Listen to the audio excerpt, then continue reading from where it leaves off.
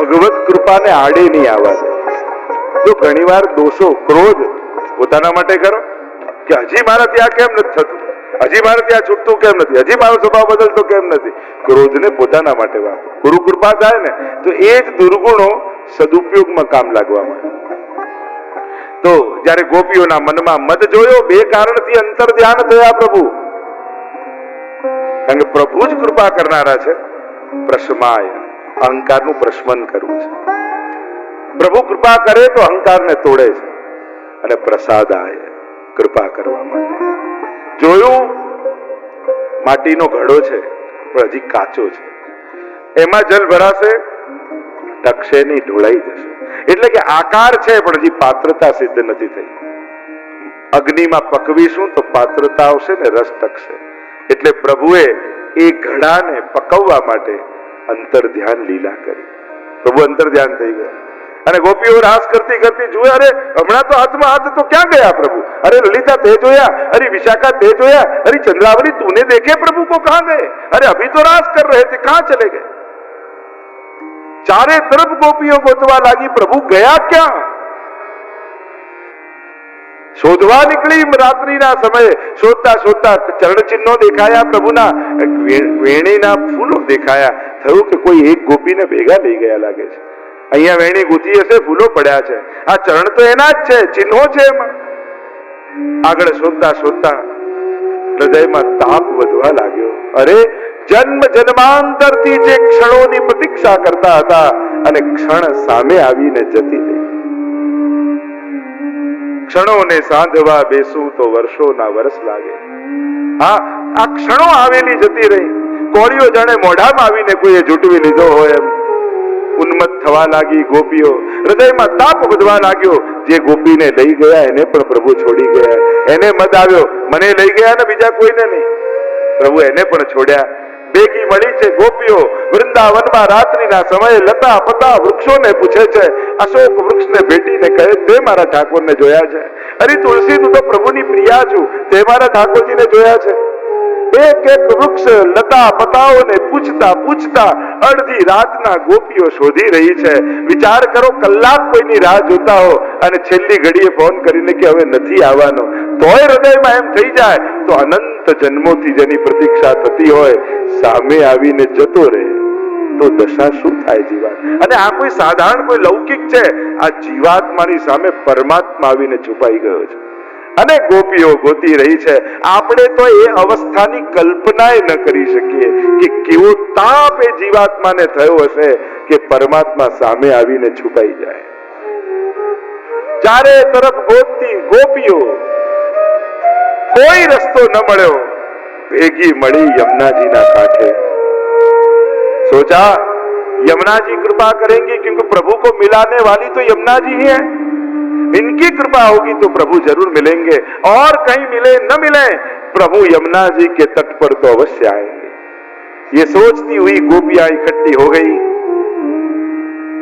पर प्रभु कहीं दिखाई नहीं दिए. हृदय भराया. प्रलाप करने लगी गोपियां. महाप्रभु जी कारिका लिखते हैं, अष्टाविंशे हरिर्गानम स्वभावाद अपराधतः कृता वग्ना गोपिका ही स्तोत्रम चक्रवर्ती. जब देखा अरे विरही का स्वभाव है पुकारना, सभी गोपियां इकट्ठी हुई અને ગોપીઓ ભેગી મળી પુકારવા લાગી પરમાત્માને, જેને આપણે ગોપી ગીત કહીએ છીએ. आओ આપણી ભીતર રહેલી ગોપીને પણ જગાવીએ, ગોપીઓના સ્વરમાં સ્વર ભેળવીએ અને પુકાર કરીએ. જયતિ દેવી જન્મરાજ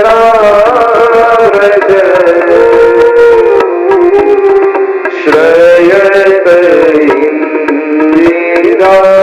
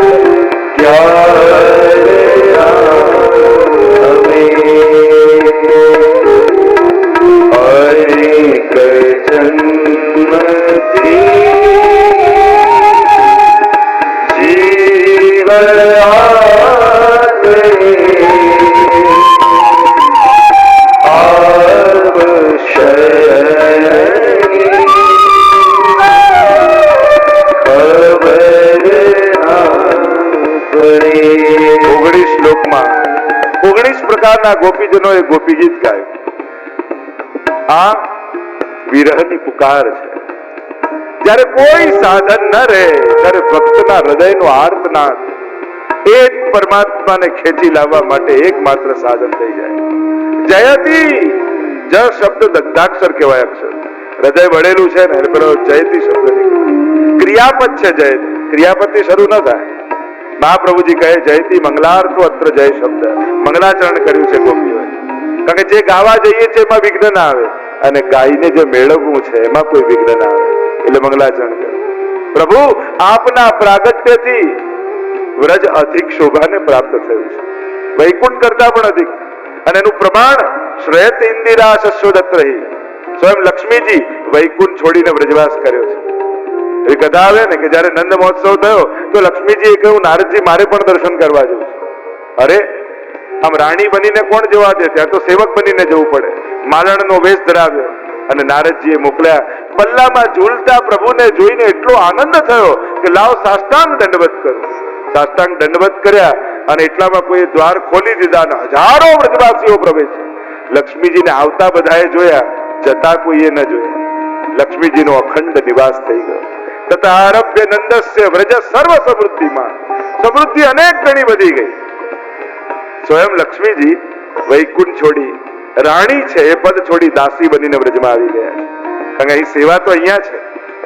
દૈત હે દયાળુ દૃશ્યતા પ્રગટ હો જાય, દીક્ષુત આવકા અમે તમારા છીએ.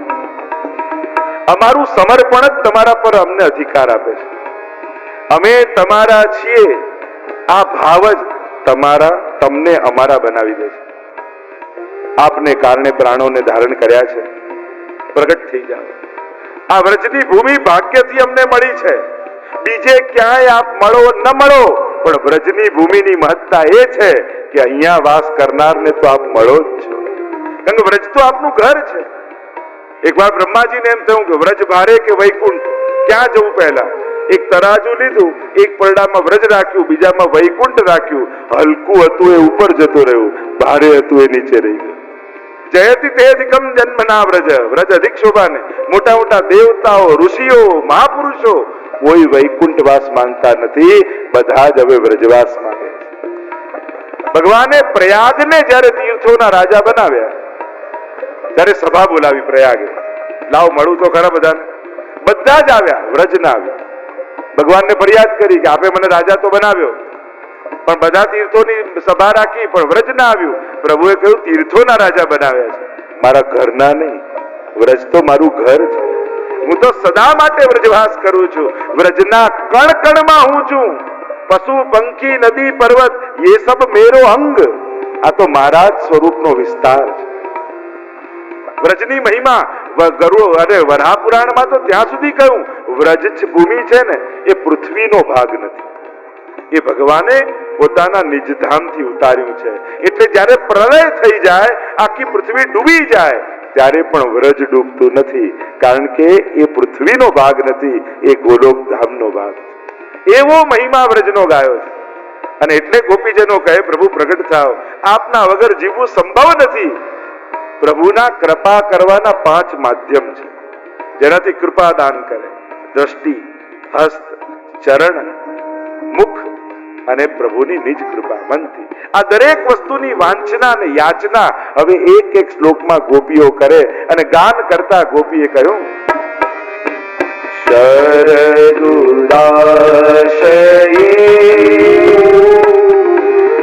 સાધુ જાત સરસી જોદર શ્રી વૃષાદ્રશા સુરતનાથ પે શુલ્કદાસિકા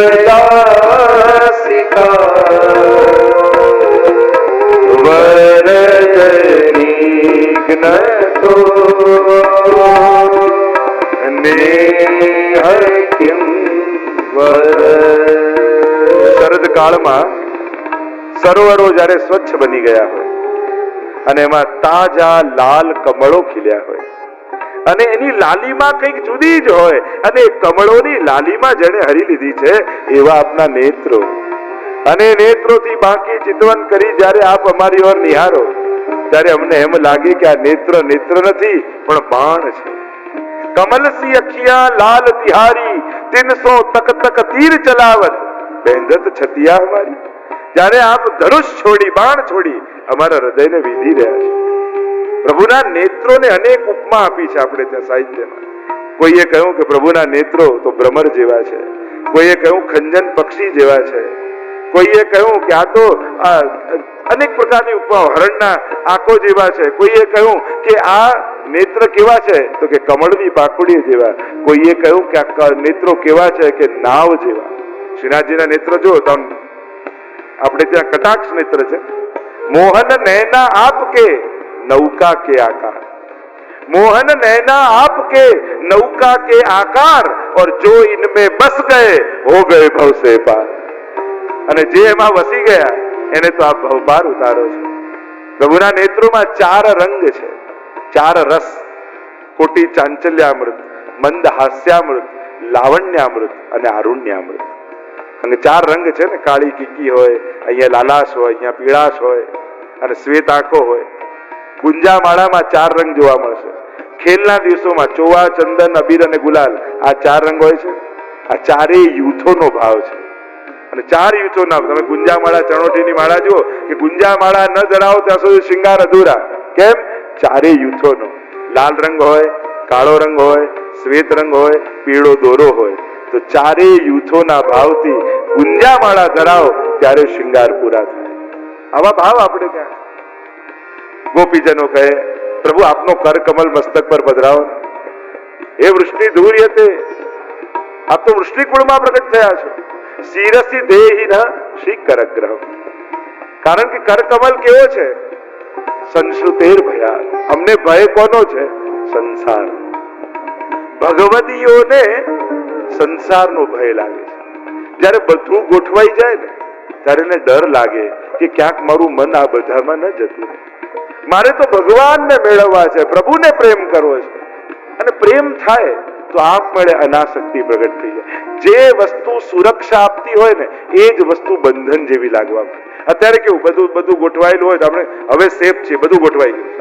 ભક્તોને એનો જ ડર લાગે, આટલું બધું ગોઠવાઈ ગયું, ક્યાંક મારું મન આમાં ન બંધાઈ જાય.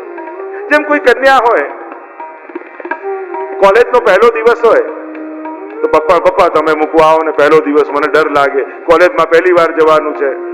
અને બેનપણીઓને ભેગી કરે, પપ્પાને લઈ જાય, પછી મૂકવા જાય, એને સેફ ફીલ થાય. પણ 1 વર્ષ કોલેજ ગઈ, એને કોઈની સાથે પ્રેમ થઈ ગયો, પછી એને શું થાય? આજે પપ્પા ના આવે તો સારું, આજે બેનપણીઓ ના આવે તો સારું.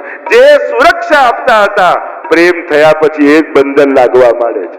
જાકો મન લાગ્યો ગોપાલ સો, તાહી और कैसे भावेरी, लेकर मीन दूध में રાખો, જન બિન સચુ નહીં પાવેરી.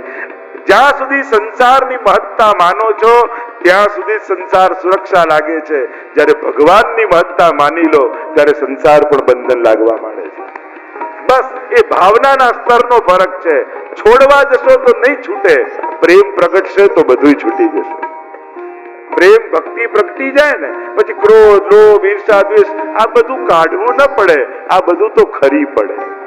આ બધું જ્યારે પરિપક્વતા આવે પછી કાઢવું ન પડે, બધું ખરી જાય. જેમ વૃક્ષમાં પતઝડનો સમય આવે ત્યારે પત્તાઓ ફળ તોડવા ન પડે, બધા ખરી પડે. એમ જ્યારે ભાવ, ભક્તિ આ બધું જાગે ત્યારે આ દુર્ગુણો છોડવા ન પડે, આ બધું છૂટી જાય. પ્રભુને કહેવા લાગ્યા, કર કમલ મસ્તક પર પધરાવો. આગળ ગાન કરતા પ્રભુને કહે ગોપીઓ, પ્રભુ અમે આપને ઓળખીએ છીએ, આપ કોણ છો? અચ્છા મને જાણો છો, હું કોણ છું? પ્રભુ પણ અંતઃકરણમાં બેઠા બેઠા પ્રશ્નોના ઉત્તર આપે છે. અને ગોપીઓ કહે, નખલુ ગોપિકા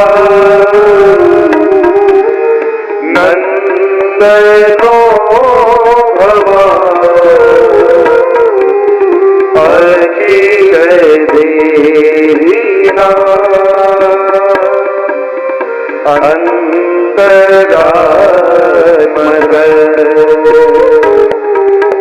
વિખન સાથી તો વિશ્વ